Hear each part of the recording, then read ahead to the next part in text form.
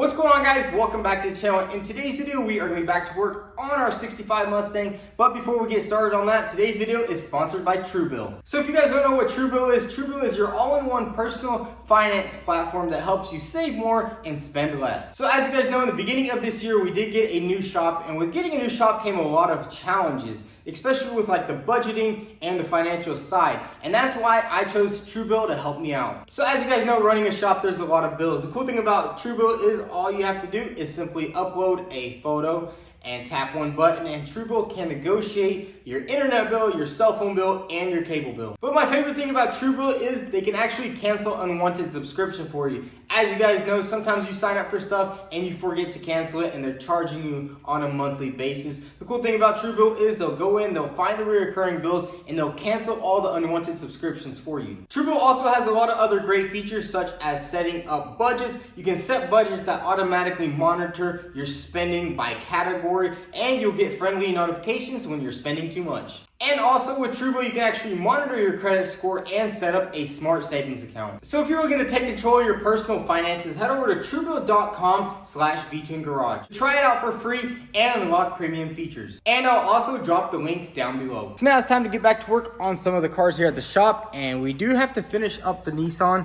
There's a little bit of welding that we need to do, and then we can simply take it off the lift. I want to get everything welded up and probably just go ahead and paint everything. So once we put that new suspension on, we won't have to take it off or anything like that. And then we can put the Mustang back up there because we do have a lot of parts that are going to go on there. So guys, we're going to go ahead and knock out this little car right here. All we need to do is weld up all these spot welds right here, sand it down, get it painted, and get this thing out of here, because I might as well get all this painted before we even try to, because it won't start with all the fuse boxes and stuff off like that. Might as well just get it done, knocked out, and then we can roll the Mustang back up here and start working on that undercarriage.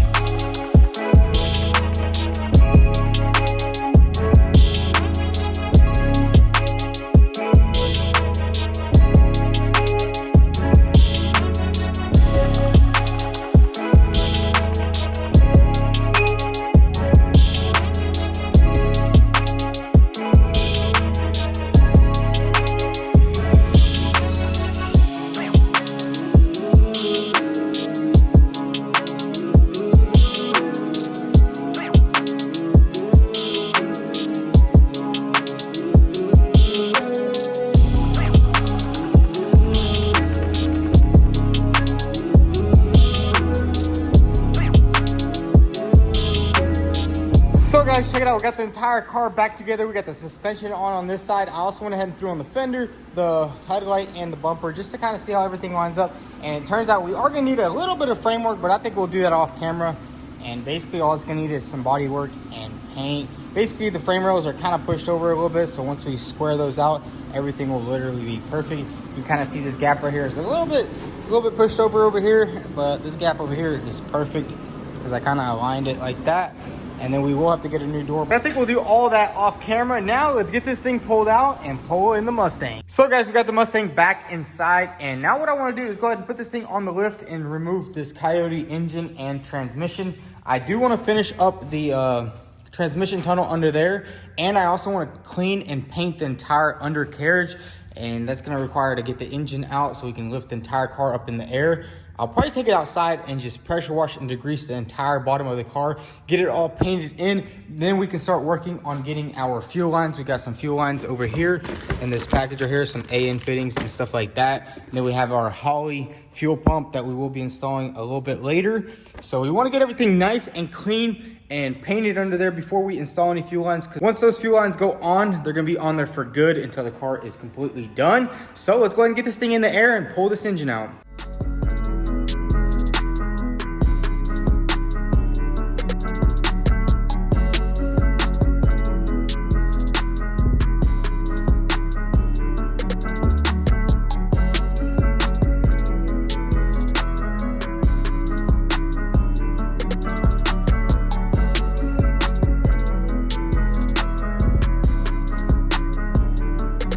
So now that we have the engine out of the car, we're gonna go ahead and pull this car outside. And what I think I'm gonna do is I'm gonna use that engine hoist right there and pretty much just lift the entire car as high as we can in the air. And then we can get to cleaning the entire bottom of the undercarriage, and check out the new steering wheel we have inside here. Actually looks pretty good for being 20 bucks on eBay. I kind of just bought this one just to like for mock-up purposes, just to see how it'd line up before we spend some big bucks on an expensive steering wheel, and it's always good to have. And check it out, we got the little spacer right here bolted on, and then I think later we'll chop this off right here and just put a tube going all the way back, and it'll look really clean. So let's go ahead and roll this car outside and get to washing.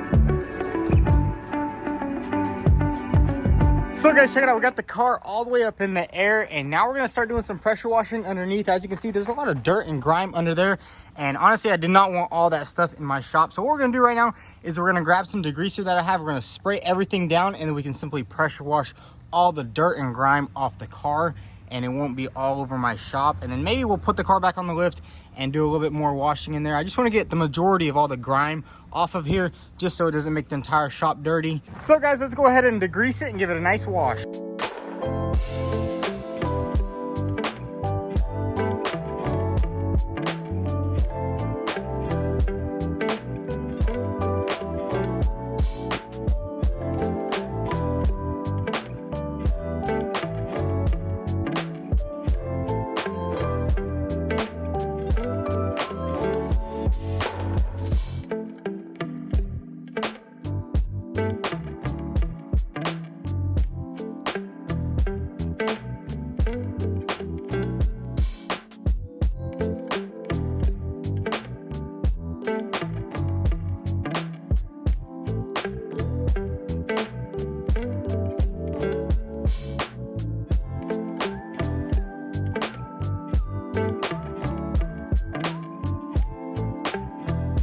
So check it out guys, we are finally done washing, and don't worry, our contraption did not fall down. I mean, I had it strapped right there pretty good for everybody that was probably concerned about this little setup. But check it out, man, it turned out really nice. I like how we got all of the grease off of the bottom of this car. Now it's gonna be a lot easier if we have to weld something, and also whenever we're gonna be painting it. Now what we're gonna do is let it dry up just a little bit, pull it back inside, because we do have to get that old rear end off. We are not gonna be using that rear end, and then we can start prepping this entire thing to get painted.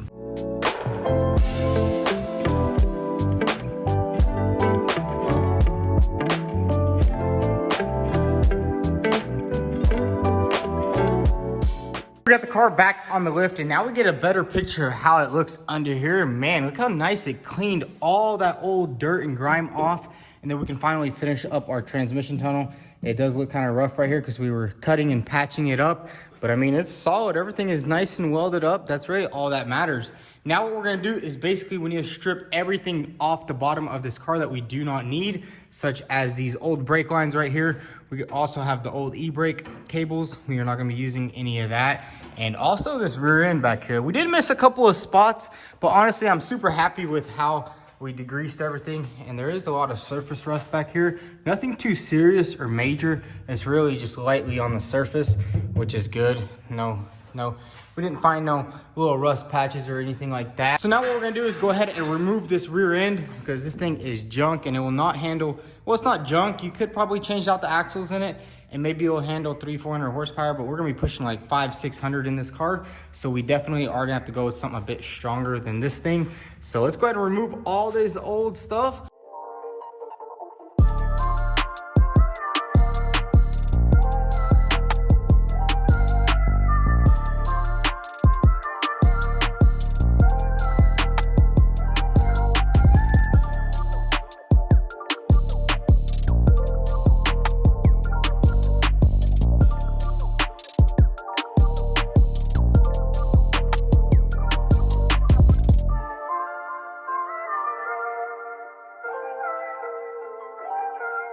So guys, check it out. We got this tiny little axle off the car, and we aren't going to be using leaf springs anymore. We are actually going to go with a 4-link setup in the back. That way we can put more power down to the ground, because check out these leaf springs. These things are weak as heck. And man, look how tiny this axle is. It's literally like a little baby. We are gonna try to go with a Ford 8.8. I think that'll handle all the horsepower that we throw at this car. And then if we look under here, man, the only issue we did have was this bolt right here got stuck, which pretty much every car has that issue, especially with leaf springs. Older cars, the bolts always get stuck. Surprisingly, the driver's side came off super easy. We had a little issue with the passenger side, so we're gonna have to like somehow cut it out.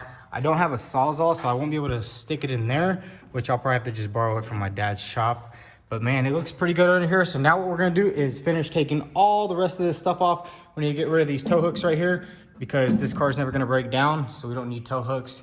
And also we're gonna get rid of these shocks right here, because we have our QA1 coilovers that we are gonna use for this car. So let's go ahead and finish stripping everything off the car.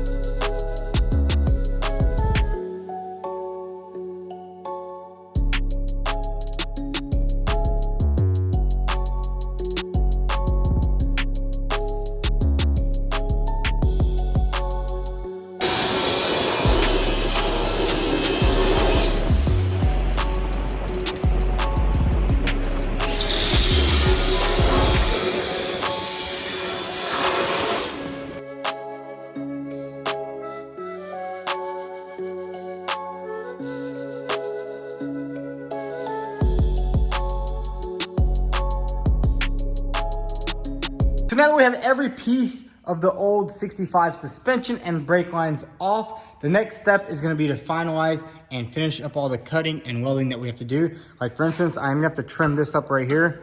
As you can see, we put this plate in, we put this bar in right here, and I'm gonna have to trim this up. I'll probably just trim it like this, make it nice and flush there. And then I'm gonna also trim all of this off right here. And same thing goes right there, because that's where the tank kind of sat down. And then I will have to do a little bit of trimming right here. As you can see, the tank is kind of touching this metal, and we don't really want that. But it's looking pretty good under here. No rust spots or nothing, no major issues under there. And then basically all we're gonna do is cut all this off, and then I think I'm just gonna wire wheel as much as I can, and then we'll kind of just undercoat everything as we go. Same thing for the wheel well. I think there is a little bit of seam sealer in here, or not seam sealer, but bed liner or whatever this is right here, but it comes off relatively easy. But I'm actually super glad we washed it outside instead of washing it inside, because this right here was all filthy, and we already have a lot of filth on the ground just from removing these suspension pieces right there. And I learned my lesson from last time. Whenever we tried doing the acid stuff in the shop, it made the entire shop a mess, and it just was not fun to clean up. So in the back, cut off the brackets, bed line everything. In the front, we'll have to also cut off these brackets right here. These are from the old e-brake. Clean all this up right here. Do a little bit more welding, cleaning up over there, and then we can probably seam seal all that. I need to cut off the old transmission brace right here on both sides, and then we can simply paint everything in with some undercoating, or I think I might go get some Pour 15. It's like some rust protector, and it like encapsulates rust, because a lot of this stuff is a little bit rusty, and we don't want this thing rusting in the future. And I think I also will add some plates right here and strengthen the rear of this car up with these frame rail connectors that we put, maybe even weld some plates in like that, just to strengthen up the entire car. So I'll catch you guys tomorrow morning. We'll come back in here, we'll cut off all the brackets, weld everything up, and hopefully get everything sprayed in. Next morning here at the shop, and the first thing we're gonna go ahead and do is remove these old transmission brackets, because we do not need them. We are using our other transmission bracket that I actually built. We're gonna remove these brackets right here, and then we're also gonna clean this entire area up, do a little bit of trimming with the grinder, and get it basically prepped for some paint. So let's get straight to work.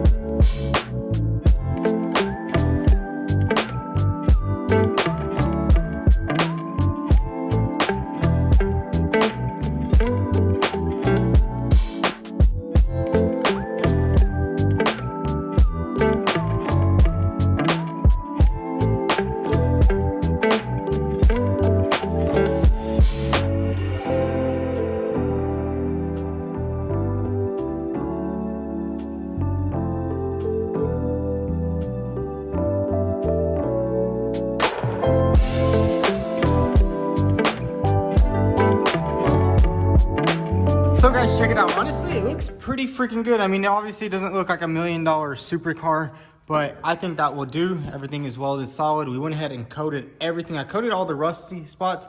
I wire wheeled them and I sanded them down with the DA sander. And then we coated everything with undercoat. And honestly, guys, it looks freaking awesome. Check that out. I mean, yeah, the frame rail is a little damaged right here, but what am I gonna do? Cut it and re-weld it?